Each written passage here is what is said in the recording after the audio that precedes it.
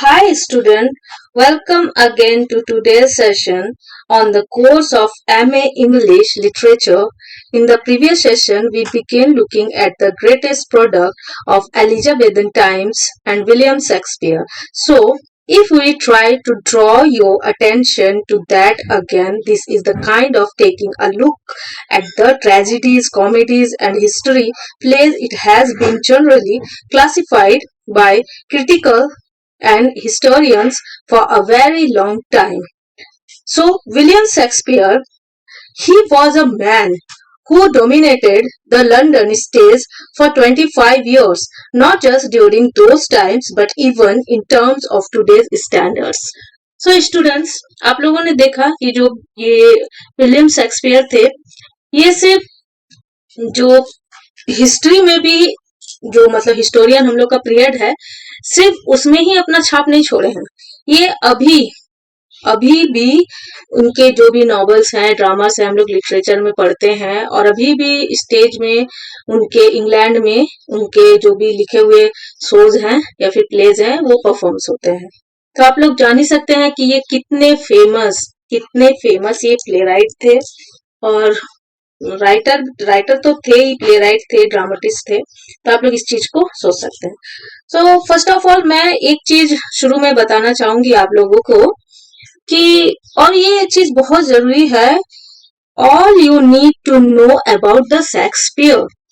सबसे पहले हम लोग शेक्सपियर के बारे में जानेंगे कि वो उनकी राइटिंग स्टाइल क्या थी, वो किस तरह का लिखते थे, उनका जो बेस फॉर्म था वो क्या था राइटिंग में, ये सारी चीजों को हम लोग यहाँ पर डिस्कस करेंगे। सबसे पहले एक बहुत ही अजीब और स्ट्रेंज थिंग है उनके बारे में जो मैं यहाँ डिस्कस करूंगी और जो इम्पोर्टेंट भी है, आप लोग को पता होना चाहिए। सबसे पहले आप लोग ये जो सिग्नेचर है इसको देखिए। सबसे पहले ये जो सिग्नेचर है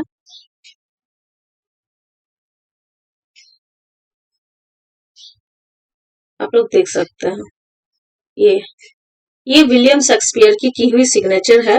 ऐसी सिग्नेचर और 6 सिग्नेचर को कलेक्ट किया गया है जो कि उनके द्वारा डॉक्यूमेंट पे, लीगल डॉक्यूमेंट में या फिर कॉन्ट्रैक्ट में उन्होंने साइन किए थे अपने पीरियड में, तो वहां से कलेक्ट किया गया है।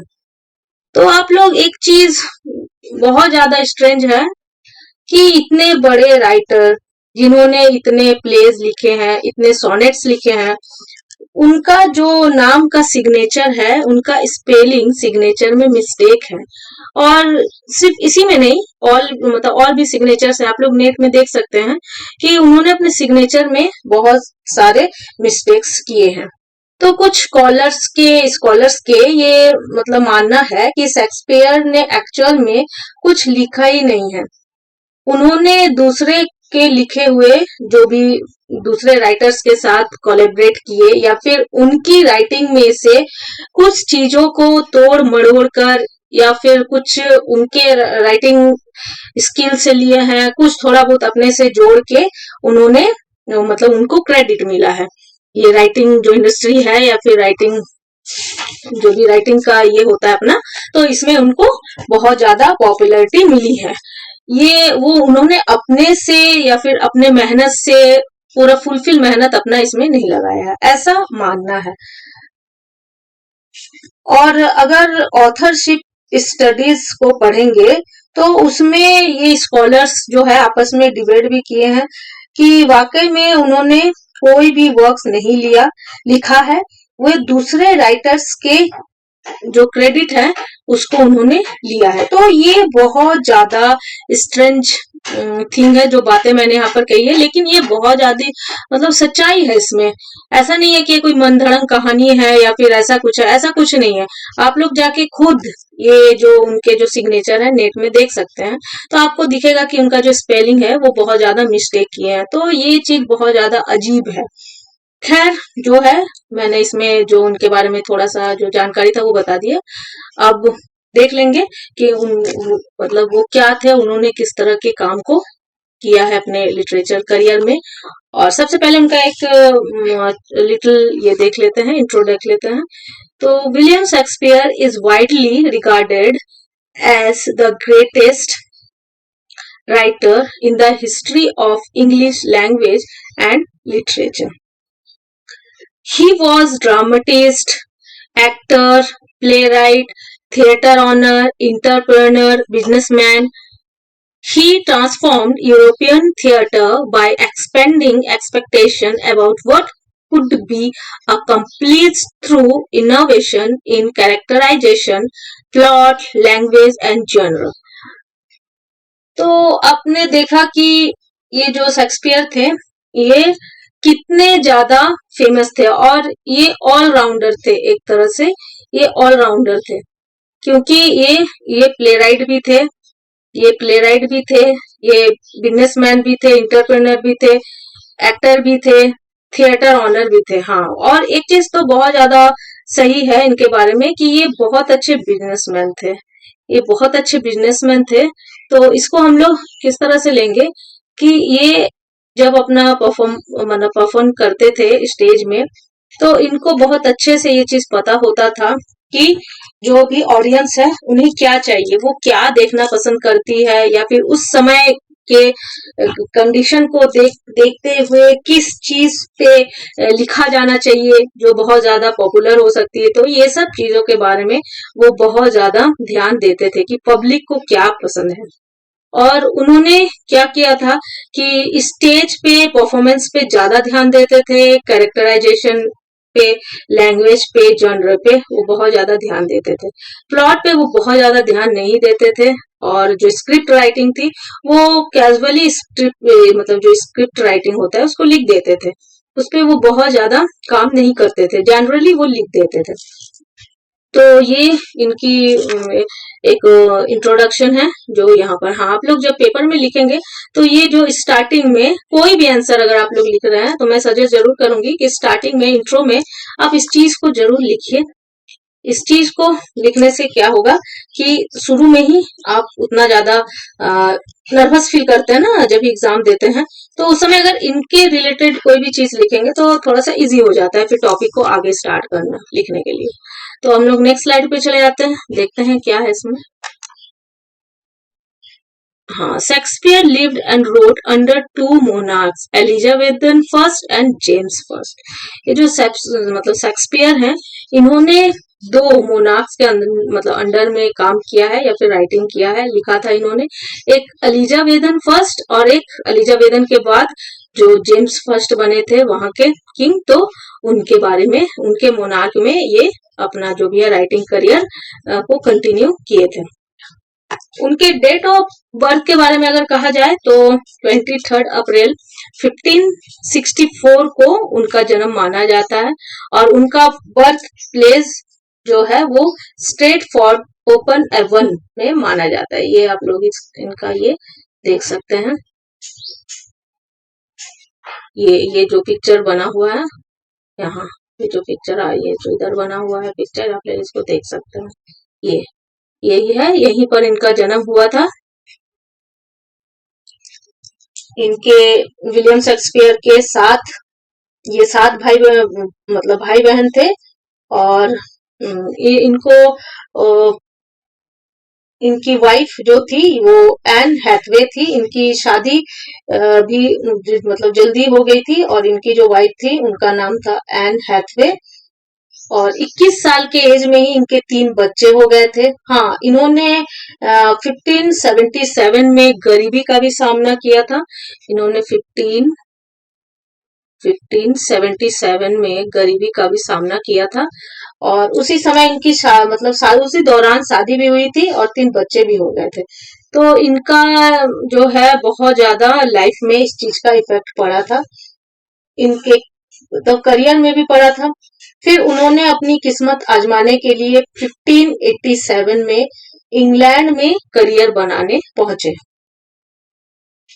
और जब वो वहां करियर बनाने पहुंचे तो ये बिल्कुल ही जनरल बात है कि वहां के जो भी बड़े राइटर्स थे उन्होंने उनको बहुत ज्यादा डीमोटिवेट करना शुरू कर दिया था।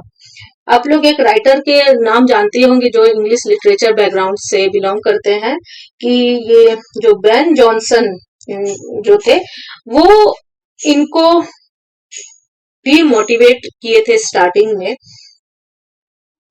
और इन्होंने इनको कहा था कि मतलब इनके बारे में कहा करते थे कि अच्छे राइटर नहीं हैं, ये सही तरीके से नहीं लिखते हैं। तो ऐसा टाइप का इनका ओपिनियन था बेन जॉनसन का शेक्सपियर के तरफ से। लेकिन इसका शेक्सपियर को बहुत ज्यादा फायदा हुआ, इससे इनको ज्यादा सा भी नुकसान नहीं हुआ, क्योंकि बेन जॉनसन उस समय के एक बहुत अच्छे राइटर थे, फेमस राइटर थे। तो जब वो अपने ऑडियंस को शेक्सपियर के बारे में बताते थे, हालांकि ये चीज एक बहुत ज्यादा एकदम जेन्युइन चीज है, आप लोग इस चीज को जरूर जानेंगे कि कोई भी राइटर का अगर क्रिटिक्स हो रहा है, उनके बारे में अगर चर्चा हो रहा है, तो इससे उनको नुकसान नहीं होता। कभी कभी मतलब होता है कि बहुत ज्यादा अगर किसी राइटर के बारे में अगर कुछ गलत हो रहा है, तो कोई कोई राइटर क्या होते हैं, डिमोटिवेट हो जाते हैं। लेकिन शेक्सपियर के साथ ऐसा कुछ नहीं था, वो बिल्कुल भी डिमोटिवेट नहीं हुए थे और उनको ये सब चीजों का कोई फर्क भी नहीं पड़ता था। तो इनसे इससे क्या हुआ कि वो जो बेन जॉनसन उनके बारे में बोलते भी थे, तो इससे क्या हुआ कि ऑडियंस बार बार उसके नाम को सुनते थे, उनके नाम को सुनते थे, जिससे उन्हें लगता था कि चलो शेक्सपियर भी कोई ऐसा राइटर है। नहीं तो अगर अगर बेन जॉनसन उनका नाम नहीं लिए होते, उनके बारे में नहीं बोलते, तो शायद इतनी जल्दी शेक्सपियर फेमस नहीं हुए होते। तो 1592 के आसपास उन्होंने जो थी वो राइटिंग और एक्टिंग दोनों स्टार्ट कर चुके थे वो, और 28 के एज में वो थिएटर में अपना जो है ये जो परफॉर्मेंस है वो स्टार्ट कर चुके थे। वो एलिजाबेथ के सामने भी 2-3 बार परफॉर्मेंस किए थे। एलिजाबेथ भी उन्हें बहुत ज्यादा रिस्पॉन्स देती थी, क्योंकि उनका जो भी प्लेस था, उनका जो भी परफॉर्मेंस था, कहीं ना कहीं उनको अच्छा लगता था, तो वो उनको सपोर्ट करती थी एलिजाबेथ। तो इसीलिए एलिजाबेथन पीरियड को शेक्सपियर पीरियड के भी नाम से जाना जाता है। आप लोग इस चीज को आप लोग जरूर जानिएगा। तो उस समय जो था, इंग्लैंड में दो तरह के थिएटर मतलब होते थे, एक ग्लोब थिएटर और एक ब्लैक फ्रेयर्स। तो दो तरह के थिएटर उस समय ये जो शेक्सपियर जो ये था पीरियड था, और इन दोनों के जो शेयर्स थे वो शेक्सपियर इन दोनों के शेयर होल्डर भी बन चुके थे, क्योंकि शेक्सपियर बहुत जल्दी अपने राइटर्स से और जो भी है लिटरेचर करियर को उन्होंने स्टार्ट किया था, तो बहुत जल्द वो बहुत ऊंचे शिखर पर वो पहुंच गए थे। उन्होंने बहुत ज्यादा पैसा इसमें से कमाने लगे थे, जिससे उन्होंने बहुत प्रॉपर्टीज भी खरीदी थी और वो शेयर होल्डर्स भी हो गए थे। तो ये क्या था कि उनको जरा सा भी अपना करियर के लिए या फिर उनको शोहरत या फिर ज्यादा से ज्यादा नाम से उनको उतना मतलब नहीं था। वो लंदन में पैसा कमाने आए थे, क्योंकि उन्होंने बहुत ज्यादा गरीबी देखी हुई थी, तो वो लंदन में पैसा कमाने आए थे। उनका सिर्फ यही मोटिव था कि उनको पैसा कमाना है अपने राइटिंग से। तो ज्यादा वो और किसी चीज के बारे में नहीं सोचते थे। उन्होंने उन्होंने कभी, मैंने पहले भी कहा कि उन्होंने स्क्रिप्ट्स पर कभी भी ध्यान नहीं दिए, और तो और उन्होंने अपने स्क्रिप्ट्स को कभी पब्लिश भी नहीं कराया। और अब उनके जो लिखे हुए ये थे स्क्रिप्ट्स थे, उनके जो भी दोस्त थे, उन्होंने उनके स्क्रिप्ट्स जो थे उनको पब्लिश कराए थे उनके मौत के बाद। तो उनके जो प्लेस उनके जो फर्स्ट प्लेस उनके डेथ के बाद जो उनका फर्स्ट प्लेस पब्लिश हुआ था, वो था फर्स्ट फोलियो। इसको जरूर याद रखिएगा, ये एग्जाम में या फिर नेट के एग्जाम में इस चीज को पूछा जा सकता है कि उनके डेथ के बाद उनका जो फर्स्ट प्लेस पब्लिश हुआ था उसका क्या नाम है। तो फर्स्ट फोलियो नाम है उस प्लेस का। तो अब आगे चलते हैं, अब देखते हैं कि नेक्स्ट स्लाइड में क्या है।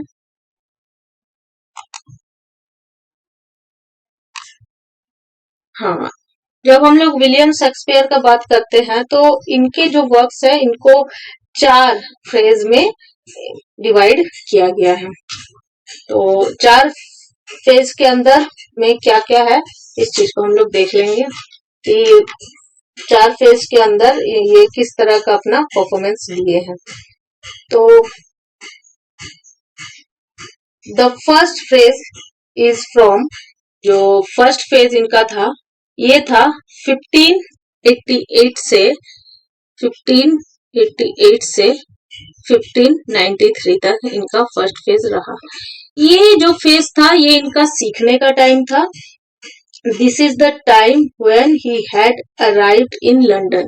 ये वही टाइम था जब वो लंदन में आए थे और उनका ये एक्सपेरिमेंटल वर्क इन्होंने किया था इस फेज में। इनका जो टेक्निक था, आउटस्टैंडिंग टेक्निकल फीचर्स थे इनके, और उन्होंने जस्ट अपना जो करियर था उन्होंने स्टार्ट किया था इसी टाइम पे। इनके जो वर्क्स हैं ये भी बोला जाता है कि ये मतलब इमेच्योर थे। The early comedies immature plays, less original, and there is a lot of dispute about the story lines that he picked up from here and there. Hellion comedies from the earlier romance, so on and so forth, and they are generally seen as immature because plot structure is not very profound like the later ones. तो इसमें ये चीज है कि इनकी जो first जो place जो ये लिखते थे तो ये बहुत ज्यादा मैच्योर नहीं थी, इमेच्योर थी। और उन्होंने उस समय ये जो रोमियो जूलियट आर्ट मतलब इनके द्वारा लिखा गया था ये भी इमेच्योर आर्ट मतलब आर्ट था। उन्होंने ब्लैंक वर्स का यूज करना स्टार्ट किया था और सबसे पहले उन्हें जॉन लिली, इनके बारे में भी मैंने यूनिवर्सिटी विट्स में बताया है। इन्होंने ये बहुत ज्यादा शेक्सपियर को इन्फ्लुएंस किए थे। इन्होंने शेक्सपियर को Love's Labour's Lost, the Two Gentleman of Verona, the Comedy of Errors, a Midsummer Night's Dream, ये सारे प्लेज में इन्होंने जो जॉन लिली हैं वो शेक्सपियर को बहुत ज्यादा इसमें सपोर्ट किए थे। उनका इन्फ्लुएंस है बहुत ज्यादा फेज फर्स्ट में शेक्सपियर के तरफ। तो और वो मार्लो से भी बहुत ज्यादा इन्फ्लुएंस थे। इनके बारे में मैंने यूनिवर्सिटी विट्स में भी बताया था, ये मेरा जो प्रीवियस वीडियो है उसको आप लोग जरूर देखिए, डिस्क्रिप्शन में उसमें डिटेल में है सब चीज। तो ये जो मार्लो से भी वो बहुत ज्यादा इन्फ्लुएंस हुए थे शेक्सपियर। तो ये इनका जो सारा वर्क था ये फर्स्ट फेज में था। ये इनका स्टार्टिंग करियर था, इसमें ये बहुत ज्यादा मैच्योर जो चीजें हैं उनको नहीं लिखते थे और इनका जो काम था ये बहुत ज्यादा उस समय डेवलप नहीं हुआ था। देख लेते हैं नेक्स्ट स्लाइड में क्या है। हाँ, अब इनका जो फेज सेकंड है, फेज सेकंड जो इनका था वो ड्रामा लिखे थे सेकंड फेज में, थिएटर परफॉर्मेंस भी करते थे और ग्रेट कॉमेडीज भी उस समय उनके राइटिंग्स में देखा जा सकता है। और वो उस समय तक इंडिपेंडेंट बन चुके थे। Free and flexible use of blank verse, वो ब्लैंक वर्स का फ्री और बिल्कुल लचीले तरह से यूज करते थे, जहां जिस तरह से यूज करना हो वो राइटिंग में यूज करते थे। तो ये जो उनका जो टाइम था ये बहुत ज्यादा उनका डेवलपिंग टाइम था और वो बहुत काम इस समय स्टार्ट कर चुके थे और वो इंडिपेंडेंट राइटर इस समय तक बन चुके थे। उनके कुछ यहाँ पर रिटर्न वर्क हैं, जैसे 12th नाइट है, as you like it, much ado about nothing, the merry wives of Windsor, the taming of the shrew, Henry fourth, the merchant of Venice, King John, Richard second. तो ये सारा चीज उनके works हैं, उनके return works है जो उन्होंने अपने मतलब सेकंड फेज में उन्होंने लिखा था। आप लोग ये जो लिखे हुए इनके वर्क्स थे इसको जरूर याद रखिएगा, ये बहुत ज्यादा एग्जाम के पॉइंट ऑफ व्यू से इम्पोर्टेंट है। तो नेक्स्ट स्लाइड में देख लेते हैं क्या है। इनके जो फ्रेज थर्ड है, फ्रेज थर्ड इनका 1601 से 1608 तक रहा। ये बोला जाता है कि इस समय इनका पीक टाइम था राइटिंग स्किल्स का और इन्होंने ऑसम ट्रेजेडीज लिखे थे, कॉमेडीज लिखे थे और ये उस समय सुप्रीम मास्टरपीस लिखे थे। बिल्कुल, ये जो भी काम किए थे उस समय बहुत ज्यादा दिलचस्प काम किए थे और यही सब काम से वो बहुत ज्यादा फेमस हुए हैं। उन्होंने उस समय अपने राइटिंग स्किल से पूरे वर्ल्ड को दिखा दिया था कि वो किस तरह के राइटर्स हैं। उन्होंने उनके काम यहाँ देखे जा सकते हैं। उन्होंने उस समय जो काम किए थे वो बिल्कुल डीप फीलिंग, मैन के जो ह्यूमन है उनके बिल्कुल डीप फीलिंग, मतलब उनका जो भी डिस्ट्रक्टिव नेचर होता है या फिर ह्यूमन बीइंग किस तरह से मतलब अपना मतलब जो भी पाप करते हैं तो उनको किस तरह से वो ये मतलब अपने जीवन में वो किस तरह से वो अपने पाप को लेकर वो कभी कभी क्या होते हैं कि डिस्ट्रैक्ट होके वो कुछ गलत काम करते हैं। तो ये सारा चीज क्या था उनके राइटिंग में देखा जा सकता था। और ये उस समय इनका जो थर्ड फेज था वो बिल्कुल शिखर की चोटी पे था, बिल्कुल एकदम वो बहुत ज्यादा उस समय तक फेमस हो गए थे। वो जो थर्ड फेस है इसमें ह्यूमन बीइंग के डार्कर साइड देखने को मिलता है उनके राइटर में। इंसान ने जो गुनाह किए हैं या इंसान की जो कमजोरियां होती हैं वो आपको इनके प्लेज में देखने को मिल सकती थी। तो ये सारा चीज ये अपने प्लेज में लिखते थे, यानी पूरा पूरी जो फीलिंग्स होता है किसी भी ह्यूमन बीइंग का, चाहे वो अच्छाई के लिए हो, बुराई के लिए हो, या गिर के कुछ सीखना हो या गलत काम से कुछ सीखना हो, ये सारे चीजों को इन्होंने अपने राइटिंग में लिखा था। और बहुत ज्यादा एक्सपीरियंस राइटर हो गए थे उस समय के इनके थर्ड फेज में। तो थर्ड फेज जो था इनका जो भी डेवलपमेंट का बहुत ज्यादा इम्पोर्टेंट टाइम था। इसको भी आप लोग जरूर याद रखिएगा। अब चलते हैं नेक्स्ट स्लाइड में।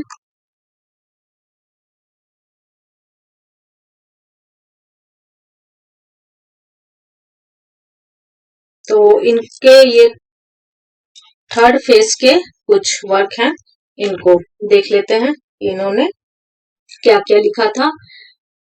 टाइमन ऑफ एथेंस,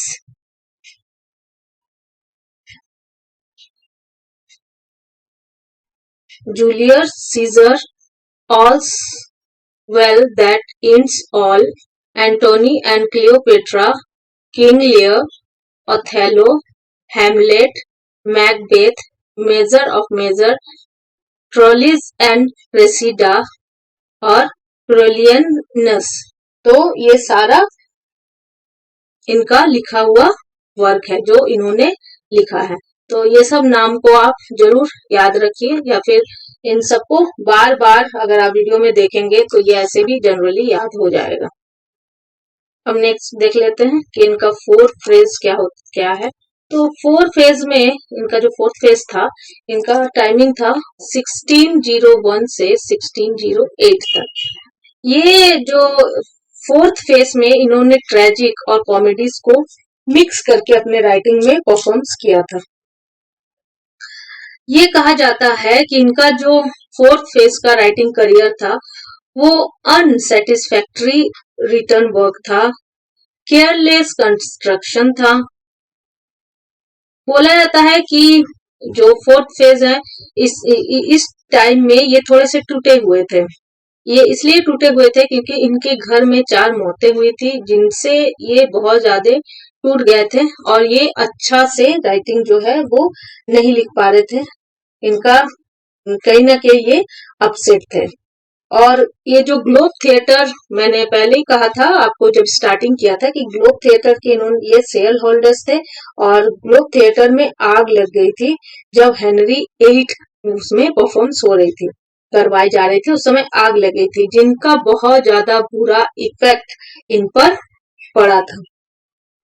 तो इनका बहुत ज्यादा बुरा इफेक्ट पड़ा था जिनके कारण ये टूट से गए थे और इन्होंने अपना जो भी रिटर्न वर्क किया था ये उतना ज्यादा पॉपुलर नहीं हो पाया था जितना कि थर्ड फेज में इनका करियर बिल्कुल चोट शिखर पर था, उतना इसमें नहीं हो पाया था। इनका इसमें जो पेरिकल्स जो वर्क था इनका इनकम्प्लीट था और हेनरी 8 फोर्थ फेज तक कंप्लीट हुआ था। इनका जो हेनरी 8 था ये फोर्थ फेज तक कंप्लीट हो पाया था और इनका जो वर्क्स था इस फोर्थ फेज में वो था the tempest, the winter's tales, Cymbeline. तो ये सारा चीज इनका फोर्थ फेज में वर्क था इनका लिखा हुआ। नेक्स्ट स्लाइड पे देख लेते हैं। तो अब इसमें देख लेते हैं कि शेक्सपियर के कुछ फीचर्स थे, उनके राइटिंग के कुछ फीचर्स थे जो कि ड्रामा में वो यूज करते थे। तो बहुत ज्यादा वैरायटी ऑफ फीचर्स थे, वैरायटी, रेंज एंड वर्सटिलिटी बहुत ज्यादा था इनके इसमें रिटर्न वर्क में। Causes of death in Shakespeare, आप लोग देख सकते हैं कि ये जो सारा चीज लिखा हुआ है कि किस किस तरह से इंसान मतलब टूट सकता है अपने सोसाइटी से, या फिर वो बहुत ज्यादा कभी कभी डिस्प्यूट हो जाता है, तो वो उनके प्लेस में ये सारे जो काउजेस थे डेथ के वो यूज करते थे। तो आप लोग देख सकते हैं, यहाँ मैंने दिया है कुछ को, और कुछ को आप लोग नेट से भी देख सकते हैं इसको, आप लोग नेट में इसको सर्च करके देख सकते हैं। तो लेकिन इनका जो लैंग्वेज में कमांड बहुत ज्यादा अच्छा था, एक्सलेंट कमांड ओवर लैंग्वेज। और इनका जो, हाँ, एक नेचर इनका था, ये जो ग्राउंडलिंग्स पर बहुत ज्यादा ध्यान देते थे। ग्राउंडलिंग्स क्या होता है कि ये जब थिएटर में जो अपने प्लेस थे उसको परफॉर्म करवाते थे, तो उस समय कुछ गरीब लोग भी थे जो कि लगा के, उतना पैसा लगा के उनके जो थिएटर में नहीं जा सकते थे। तो उन्होंने क्या किया था कि ज्यादा भीड़ को करने के लिए ग्राउंडलिंग को यूज किया था। इसका मतलब होता है कि कम पैसा लेके, जो भी देने में एबल नहीं है पैसा, कम पैसा लेके थिएटर में उनको एंट्री देते थे, लेकिन उनको वहां पर बैठने के लिए चेयर नहीं मिलता था, उन्हें जमीन पे ही बैठ के देखना पड़ता था। लेकिन भीड़ इतना ज्यादा होता था जिससे कि उनका जो प्लेस था वो बहुत ज्यादा फेमस होता था। जाहिर सा बात है, किसी भी चीज में अगर भीड़ होता है, लोग ज्यादा होते हैं, तो और भी लोग जाके वही जुड़ते हैं। और जहां भीड़ कम होता है, ये ह्यूमन नेचर होता है कि लगता है कि शायद कुछ कमी होगा, इसलिए वहां लोग नहीं जाते। लेकिन जहां पर भीड़ होता है वहां लोग और भी जाते हैं, लोगों को देखकर और लोग वहां से जुड़ते हैं। तो ये चीज था, और उन्हें ये चीज के बारे में बहुत अच्छे से पता था, और वो ये टेक्निक को यूज करते थे।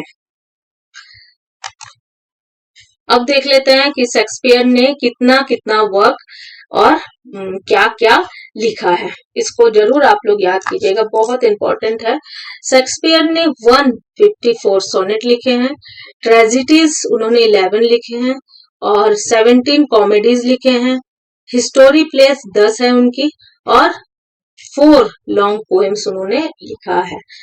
तो स्टूडेंट्स, आज हम लोग ने शेक्सपियर के बारे में पढ़ा कि उनका जो ड्रामेटिक जो करियर था वो किस तरह का रहा, उन्होंने किस तरह का जो टेक्निक था अपने राइटिंग में यूज किया, या फिर वो उनका जो लाइफ स्टाइल था वो किस तरह का रहा।